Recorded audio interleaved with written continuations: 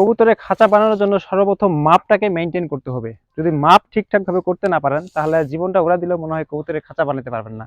কারণ মাপটা কবুতর খাঁচা বা যে কোনো কাজের ক্ষেত্রে খুবই সেন্সিটিভ একটা বিষয়। তো আমি এই যে খাঁচাটা বানাচ্ছি, এই খাঁচাটা হচ্ছে মোটামুটি 100 ইঞ্চি।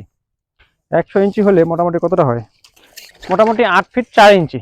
তো আমার এই সব কাজগুলো হয়ে গেছে, ইতিপূর্বে ভিডিওতে আপনারা দেখছেন। তো এখন কিভাবে কি করতেছি এটা আমি আপনাদেরকে একটু সহজ ও শর্টভাবে দেখাই দিই।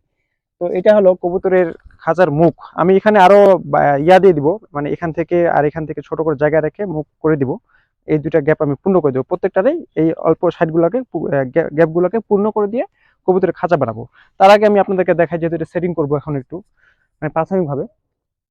এই যে এটা দেখছেন না, এটা দিচ্ছি আমি নিচে সাপোর্ট, মানে ভিতরে ঢুকাই দিব যাতে এটা মানে স্ট্রং ভাবে থাকে। এরপরে এই পাশিয়াটা এখন এদিকে আসো, এটা দেখো। এখন দেখেন খাঁচার যে একটা শেপ, এটা কিন্তু চলে আসছে।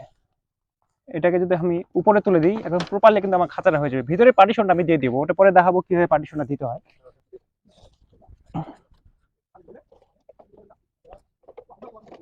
এই যে মনে করেন আমার খাঁচা কিন্তু এভাবে হয়ে গেছে। আমি এগুলো জাস্ট জায়গা মতো জুলি মারে দিব, তার কাটা দিয়ে আটকাই দিব, তাহলে একদম প্রপারলি কিন্তু আমার খাঁচা হয়ে গেছে। আর ভিতরে যে পার্টিশন গুলো ওগুলো তো দিতেই হবে। প্রত্যেকটা গ্যাপ আমার 1 ফিট করে আছে, প্রত্যেকটা কবুতরের খাঁচার জন্য 1 ফিট করে গ্যাপ রাখছি আমি। 1 ফিট বাই 11 ইঞ্চি বা 10 ইঞ্চি এরকম আছে। আর এটা হলো আমার এই যে ঝাপ সিস্টেম, যাতে রাইতে বেলা কবুতরের কোনো প্রকার বন্য প্রাণী আক্রমণ না করতে পারে। এটা ঝাপ সিস্টেম করছি, এই যে রাইতে বেলা এভাবে দিয়ে দিব, আটকে যাবে। আর দিনের বেলা এটা এখানে পাড়াই দিব, এখানে তাহলে কবুতর আসে মানে উড়ে আসে, এখানে বসতে পারবে। তো এই হলো সিস্টেম। আমি প্রপারলি সম্পূর্ণ কাজটা করি, তারপরে আমি আপনাদেরকে দেখাচ্ছি যে আমার সম্পূর্ণ কাজটা করার পরে ফিনিশিংটা কেমন হয়েছে। ওকে।